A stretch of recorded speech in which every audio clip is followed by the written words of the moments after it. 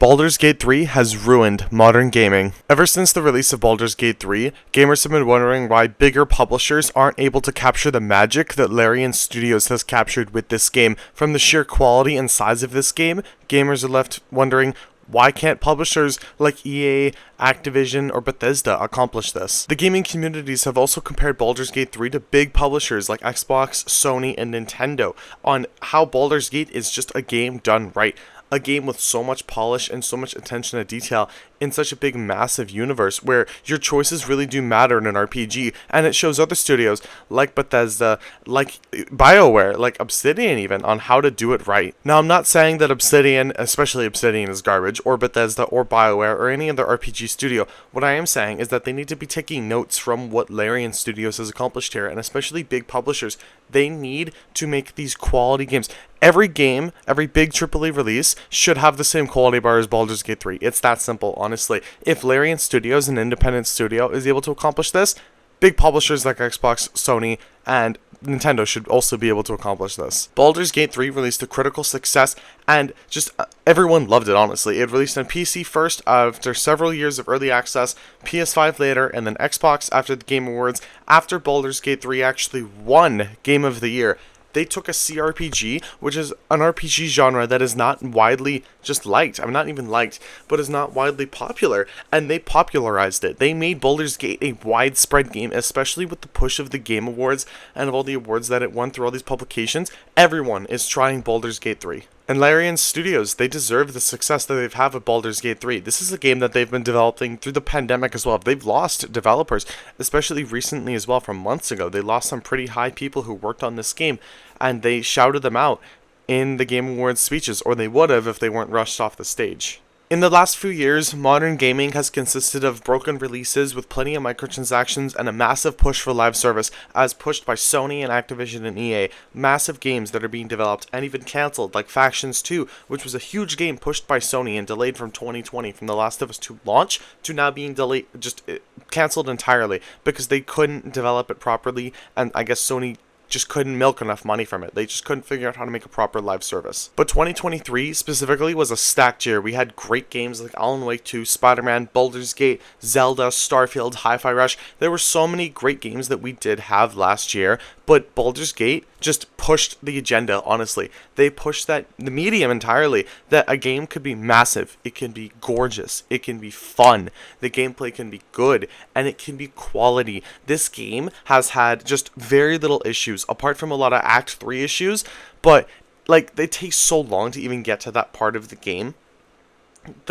Larian has plenty of time to actually patch it out. Now, just because the game is long doesn't excuse Larian Studios from releasing a broken version of Act 3. Now, it might also prove that a lot of reviewers haven't played it that far into Act 3 for them to actually get it, because, I mean, everyone was giving it 100 scores and saying it's polished and just amazing. But I mean, if Act 3 was really that broken, how many reviewers actually made it that far? And it comes to show in other games as well. A lot of reviewers, I highly doubt, actually finish the games they're playing, honestly.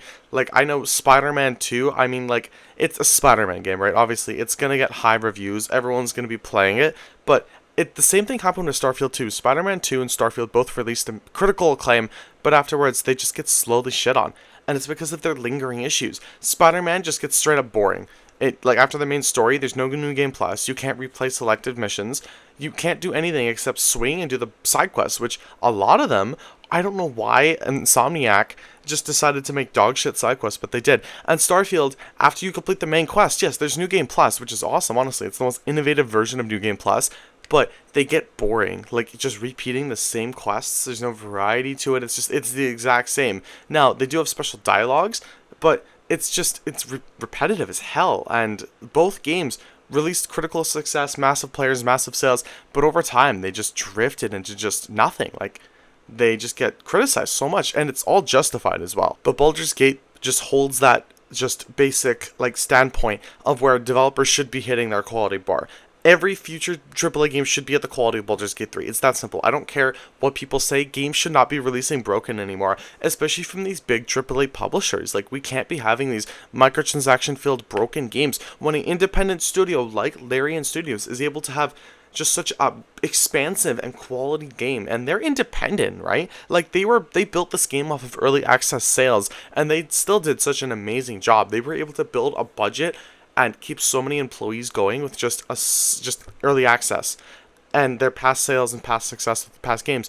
And honestly, they did an amazing job, and I have to commend them for that, because I doubt any other publisher or studio would be able to hold this other than a select few. Baldur's Gate 3 does not have microtransactions. It was not released completely broken. They took time to polish the game as well. They even delayed the Xbox versions because the game wasn't up to standards of the other versions until Xbox finally actually was like, okay, you know what, you guys don't need to have complete parity with the game. Split screen doesn't need to be on Xbox Series S, which was a good move for Xbox, because this game is already huge on Xbox, and I'm very happy that it is, because I'm able to play it now, and I absolutely love the game. This game isn't released in several different pieces like other games, as well as the future leaked Spider-Man game, which will be split up into 3 different games over several years, each costing $70.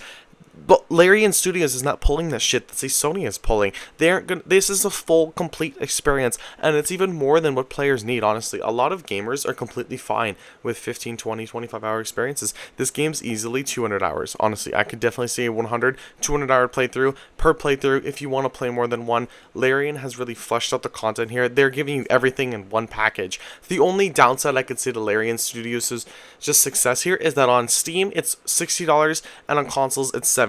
Which is kind of pushing at the console, because they know Steam players are going to revolt on that, where console players won't, which I kind of find bullshit personally. But like, it's $10 and it's such a huge game. This isn't a game like Starfield where still has bugs and still has issues, or like Spider-Man, which had a lot of bugs and a lot of issues, right? Or like any other game this year that's released. Like Baldur's Gate is not a King Kong game situation. It's not a the Day Before situation. It's not a Gollum situation, thank God. And those games sold for the high prices that they were at. Honestly, Larian Studios itself is just a gem and just a field of rocks. It's just the one gem that can really, there's just that hope for gaming where there'll still be good games. There won't just be garbage like that these big publishers will put out the majority of the time. There were a lot of great games last year, but there were also a lot of fumbles, and the year before and the year before and the year before. And Larian Studios has shown that if you put the time in, you put the effort in, you take feedback from the community through their early access they held, you make a game that they want to play, and you will have massive success. They had over 1.3 million people finishing the game when they announced their releases. How over 1 million people actually finished the game. That is wild, honestly, and just super proud. And I really hope that other publishers take notes from Larian Studios, and even maybe ask them for help on certain situations on how to do things, because they really need to take, the entire industry itself needs to take focus from Larian on how to make a good game. Anyway, that's enough of this video. I want to thank you all for watching and for listening to just me rant about this for a little bit, about how Baldur's Gate 3, honestly, they've ruined modern gaming. They've really pushed that gaming can be more than just microtransactions, free-to-play garbage full of broken promises and shitty releases. And I'm super proud of Larian Studios for pushing the envelope on this. If you enjoyed the video, please like, share, comment, subscribe, hit the notification bell for all my future content, and I'll see you all in the next video.